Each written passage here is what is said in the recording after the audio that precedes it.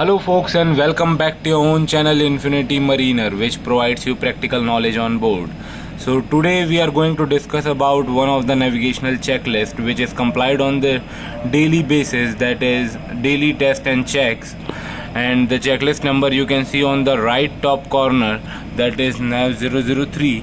So let me show you all the checklists which are complied prior sailing, that are nav 001, 002 till nav 020, and as you can see nav 003 daily test and checks. So this checklist is complied by the officer on watch, who is responsible for all the navigational equipments and all the aspects of navigation, that is second officer, and he often acts as a medical officer on board. So let's discuss all the points step by steps. So first point is, have the following equipment been tested and checked? So this all equipments to be checked on the daily basis to ensure that all the equipments are running properly. So first is bridge and engine room telegraph, including the revolution indicator. Also before canal transit, it is mentioned that it should be complied prior entering any canal like Suez Canal or Panama Canal. So let me show you all the telegraph or RPM indicator. Telegraph,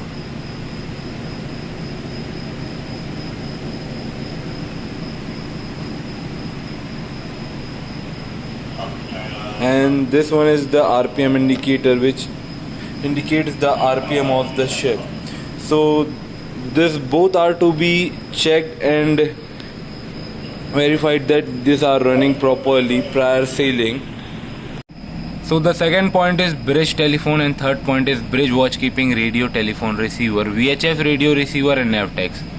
So first of all, I'll tell you about Navtex receiver. This receiver shows us the maritime safety information, MSI information, which consists of navigational warning, meteorological warning, search and rescue information, and other navigational messages like A, B, D, L. These four messages are mandatory in Navtex. Now I'll show you the VHF.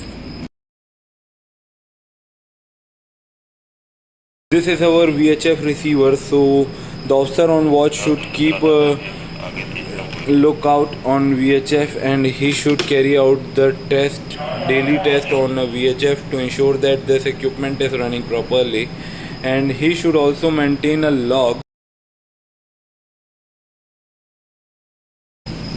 Here is the VHF log, which we maintain all the communication between ship and shore, or ship to ship, and or any coast guard if they call. So this VHF log is maintained and noted down on the daily basis.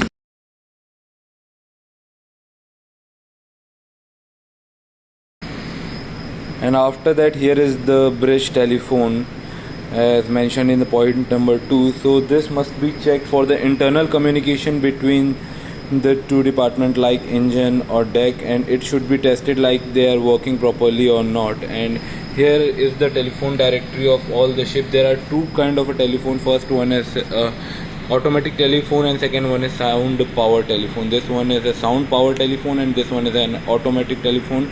We just need to dial the number over here, and we can call on any department of the ship. And here is the sound power telephone.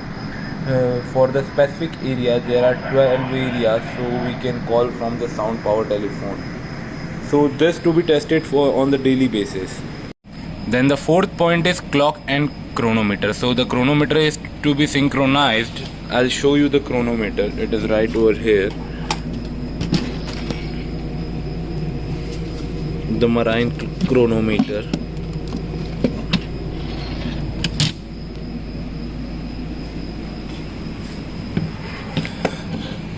So the chronometer is to be synced with the master clock right over here, and as you can see, the chronometer is showing 11:49, and here also 11:49, and it can also be synchronized with the DGPS. And the fifth one is general emergency alarm, and this is not tried out on the daily basis, but it is tested on the drills which are carried out alternatively on a month, like mentioned right over here, like fire drill, maneuver board drill, collision drill. So it is tested while the drills are carried out. And after that, the radio room auto alarm internal test of DSC on VHF, MFHF, and the printer's battery on off load. So I'll tell you how to do a DSC on VHF, MFHF in another separate video. For GMDSS it is a vast topic, but I'll tell you how to do a printer and a battery on off load test. Like, one of the log is maintained which is called GMDSS battery log, and the responsible officer for the GMDSS equipments maintain the log, and he tests the battery on the daily basis. Like, there are two batteries, so he write the voltage measured, the battery number, and he checks it, and he has mentioned right over here, check the connection, applied the jelly is to be applied on the battery for effective use, and found satisfactory. So he maintains this log, and he do the daily test of the. Then after that, the 6 point is ship's whistle, but not in a poor visibility when other vessels are nearby, so they might get confused. So we don't use whistle while the another ships are nearby, but we can test the ship's whistle while we are in open sea on the daily basis. Then 6 point is radar in use. The radar, if the radar is in use, so we can test it by doing the performance monitor test. I'll make a short video on performance monitor test very soon. Then after that, there is a steering gear changeover procedure. So we should check the hand steering and the auto steering are running efficiently by checking it on the daily basis. I'll show you how to change over from hand to auto and auto to hand. So here is the mode selection knob, so we can rotate it on auto while in open sea, and we can check while in sailing by putting it on hand mode, and while using the steering we can steer the ship and test the steering motor are running efficiently. Then after that, there is a IG alarm system, pressure O2 where applicable. So currently I am in a container ship, so the IG alarm system is not applicable in our ships because it is not provided over here. It is inert gas, and these gases are provided on oil tankers. Then after that, navigational light panel and alarm. So the navigational light are to be checked. Here is the panel for the navigational light, so we can test it. Like this is a starboard light, this is a port light, and this is a foremast light, and this one is a radar mast light or headlight. This is a stern light. So these are to be checked, and if any of the light is not working properly, it will give an alarm just like this. The next point is navigational aids in use for position fixing. So there are two navigational aids for position fixing. First one is chart and second one is ACDIS. Right over here in our ship, the ACDIS is the primary means of position fixing and navigation. So I'll show you the both means for position fixing.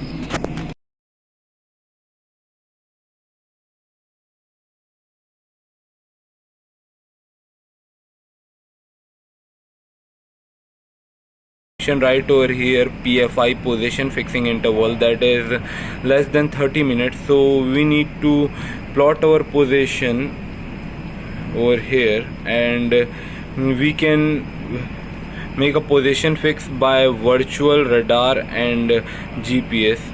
So we do a position fixing just to avoid and keep clear of this racks and to avoid grounding, and there is an alternative way for the position fixing, which is ACDIS. So we do a position fixing in the ACDIS. The next point is standard and gyro compass repeater to be compared, error verified and recorded. So both the standard and gyro compass repeaters to be checked. Like here is the standard gyro, it is showing 278.1, so all the repeaters should show 271. Like there is one repeater on starboard wing and one repeater on the port wing. As you can see right over there, there is a port repeater and there is a starboard repeater, and here is a center repeater. So I'll show you how to check all the repeaters are synchronized. Like currently the heading is, as you can see the line over here, and it is showing our heading, it is 279. Then after that, Agdes and Banwas are fitted to be checked. Like if Agdes is fitted, you need to check the Agdes like it's running properly or not. Then after that, pump room fixed gas detectors. So the pump room is provided in the tanker ship. Currently I'm in a container ship, as you know, so the pump room is not provided over here. Then after that, has the cargo space smoke detector, exhaust blower, motor been checked over where applicable. So it is not applicable on our ship, it is applicable on oil tankers. Now after that, has the steering been changed over to standby steering motor in last 24 hours. So the steering motors to be changed on the daily basis, so I'll show you how to change over the steering motors. Here are the buttons to change the steering gear. We have two steering gears, steering gear 1 and steering gear 2, so we can change over from 1 to 2. And in steering gear number 1 there are two modes, high speed and low speed, so we can change it over from here.